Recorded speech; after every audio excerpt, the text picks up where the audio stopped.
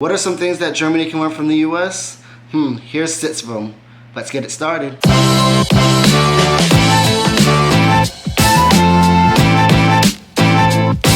Right.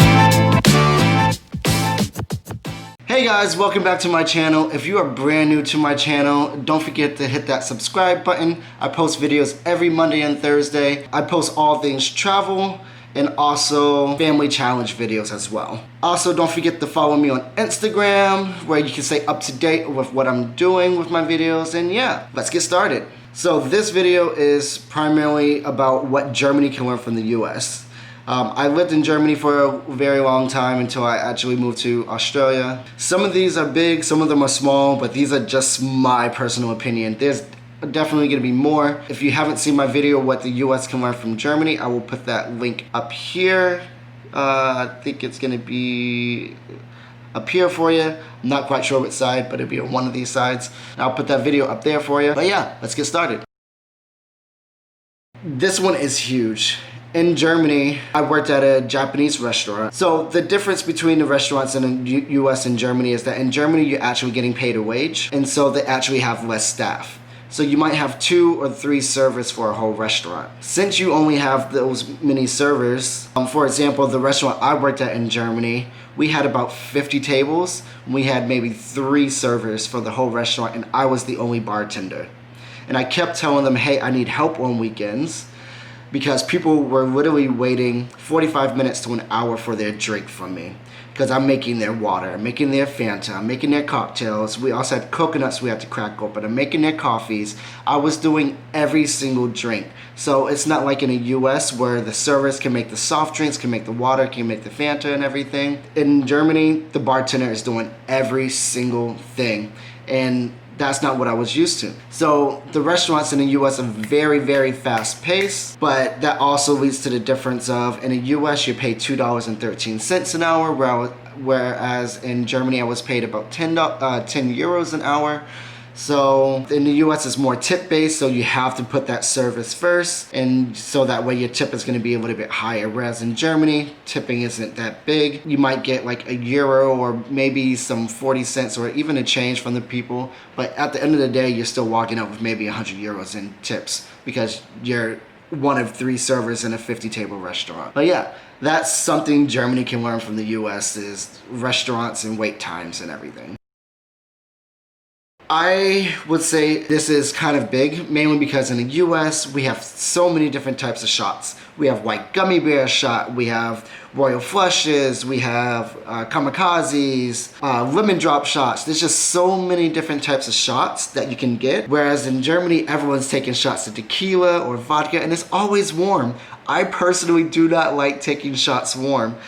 I just can't do it. I know a lot of people love it, but I can't stand it. It makes me want to throw up. I don't know why, but it just makes me want to. But I just miss all the different types of shot variations and everything that the US has.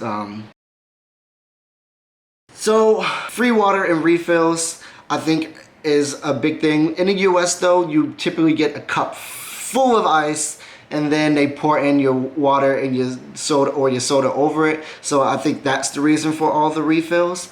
In Germany, it's very hard to find ice. When you order a drink, you'll get a glass, but that glass maybe costs €4.20, and you don't get any refills on that drink.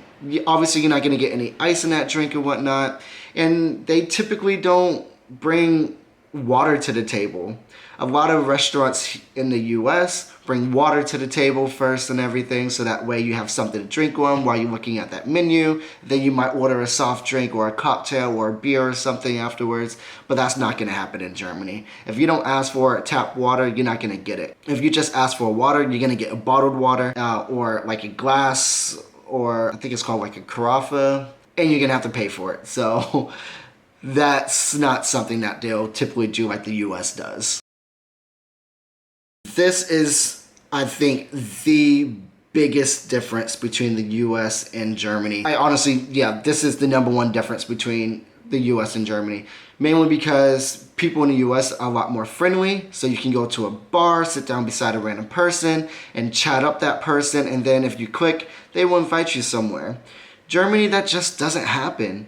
a lot of people just keep to themselves, or they don't want new friends, or they've had their friends their whole life, and so they're not prone to really talk to new people at random. You'd be surprised at the clubs in the US, or even so, you'll bump into someone, they're like, oh, I'm so sorry, let me buy you a drink, and then all of a sudden you're talking, and then they're like, oh, you should come join my group of friends, then your group of friends are joining their group of friends, and then all of a sudden you have just this large group and everyone's talking and socializing. And that doesn't happen in Germany. Everyone's with their own friends and they won't reach out or try to talk to anybody else or anything. It's just very, very, very different. That kind of leads into like the people skills and everything. Americans, we are very sarcastic. And so I like to think of myself as very straightforward, but sometimes I think Germans can be rude. They're known for being rude or whatnot. At times can be kind of bad, especially when you're brand new to the country and you're trying to meet people.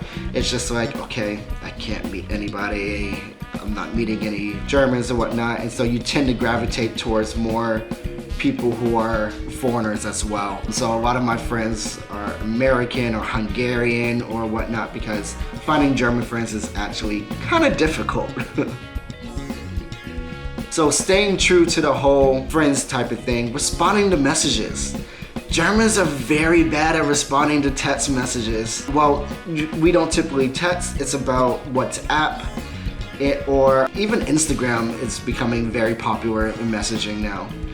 But it's just so bad. You can go days without hearing someone, and you'll see the seen thing on Instagram or the blue checks on WhatsApp, and you're like, okay, so you've listened to my message or seen my message, you just haven't responded yet. And then a couple days later, they're like, oh, I'm sorry, I was busy. And then they'll talk to you then, and it's just like, we're all on our phones before bed. We're all on our phones when we wake up in the morning. I'm like, you have at least 2 minutes to respond. You don't even need 2 minutes half the time, but you have time to respond then and whatnot. So why are you waiting all day to respond, or even days rather?